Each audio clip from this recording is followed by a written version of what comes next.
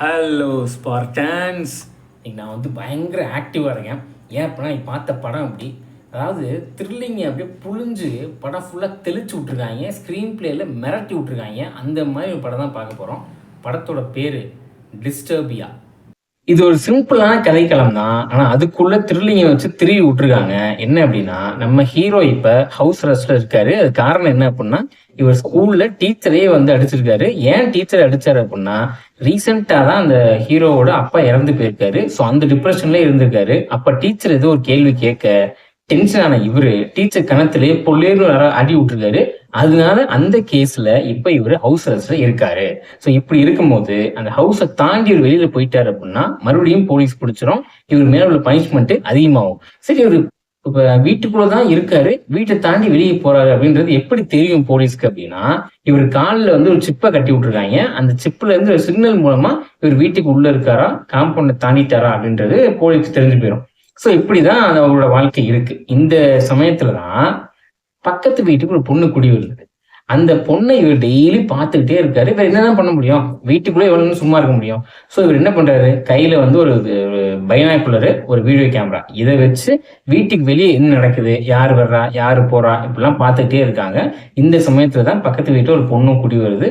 So இவர் full டைமாவே அந்த பைனாக்குலரை கையில வச்சுக்கிட்டு அந்த பொண்ணு என்ன பண்ணுது, என்ன எங்கே போகுது, எங்கே வருது, சிரிக்குதா, நடக்குதா, பேசுதா, எப்போ ஸ்விம்மிங் பூல்ல குளிக்க வருது, இது எல்லாத்தையும் பார்த்துக்கிட்டே இருக்காரு. ஒரு கட்டத்துல இது அந்த பொண்ணுக்கும் தெரிஞ்சு போயிருது. ஸோ அந்த பொண்ணும் பேசி ஃப்ரெண்ட்ஸ் ஆகி அப்படியே ஜாலியா வாழ்க்கை போயிட்டு இருக்கு. இப்படி போயிட்டு இருக்கும் போதுதான் இதே வழக்கம் போல இதே வேலையா இருக்காரு இல்லையா. ஸோ அதே மாதிரி நைட் ஒரு 10-11 மணிக்கு மேல அந்த பைனாக்குலரை வச்சு வேடிக்கை பார்த்துட்டு இருக்காரு விண்டோ வழியா. அப்ப ஒரு கார் நிக்குது. அந்த கார்ல இருந்து ஒரு இறங்குறாரு. அதை பார்த்தோன்னா நம்ம ஹீரோவுக்கு பயங்கர பயமாயிருது. ஏன் அப்படின்னா, அன்னைக்கு காலையில தான் ஒரு நியூஸை பார்க்குறாரு டிவியில. அந்த நியூஸ்ல ஒரு கொலை நடந்ததை பத்தி சொல்றாங்க. அந்த கொலையை பண்ணவங்க பயன்படுத்தின கார் அப்படின்னு சொல்லி ஒரு காரை காமிக்கிறாங்க.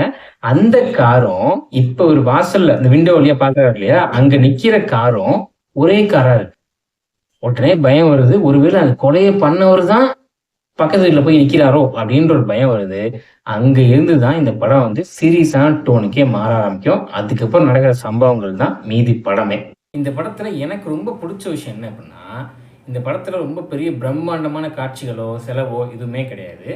சாதாரண 2 டீனேஜ் பசங்க, அதாவது ஒரு ஹீரோ, ஹீரோயின், ஹீரோவுக்கு ஒரு ஃப்ரெண்டு, பக்கத்து வீடு, ஒரு வில்லன், ஹீரோவோட அம்மா, இவ்வளவுதான் கதைக்கிழமை.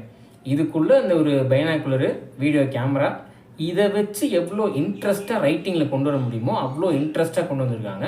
எந்த இடத்துலையும் போரே அடிக்காது. ஒவ்வொரு சீனையுமே செதுக்கி வச்சுருப்பாங்க. அவ்வளோ த்ரில்லிங்காக இருக்கும். அடுத்து என்ன நடக்க போகுதுன்றது நம்மளால் ப்ரிடிக்ட் பண்ணவே முடியாது, அந்த மாதிரி இருக்கும். பட் சில படங்கள் பார்க்கும் போது தான் படம்னா இதுதான படம், என்னமா இருக்குது அப்படின்னு தோணும் இல்லையா. அந்த மாதிரி ஒரு படம் தான் இந்த டிஸ்டர்பியா. ஸோ ஒவ்வொரு சீனையும் தரமாக செதுக்கி வச்சுருக்காங்க. பார்க்காதவங்க போய் பார்த்துருங்க. நெட்ஃப்ளிக்ஸ்லேயே இருக்குது. ஆனால் என்ன ஒரே ஒரு குறை, தமிழில் கிடையாது, இங்கிலீஷில் தான் இருக்குது. ஸோ பார்க்காதவங்க, பார்க்கணுன்னு நினைக்கிறவங்க போய் பார்த்துருங்க. என்னை பொறுத்தவரை இந்த படத்துக்கு நான் ஒரு சாதாரண ஒரு சினிமா ஃபேனாக நம்ம சிற்றறிவுக்கு எட்டின வரைக்கும் நான் கொடுக்குற மார்க்கு 10க்கு 7 மார்க்கே கொடுப்பேன். அந்த மாதிரி ஒரு நல்ல படம் தான் டிஸ்டர்பியா.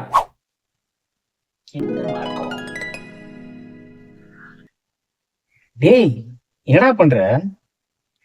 இல்லடா, இந்த படத்துல ஹீரோயின் செம்மையா இருந்துச்சு, அதான் இன்ஸ்டால அதில் ஐடியா தேடிட்டு இருக்கேன்.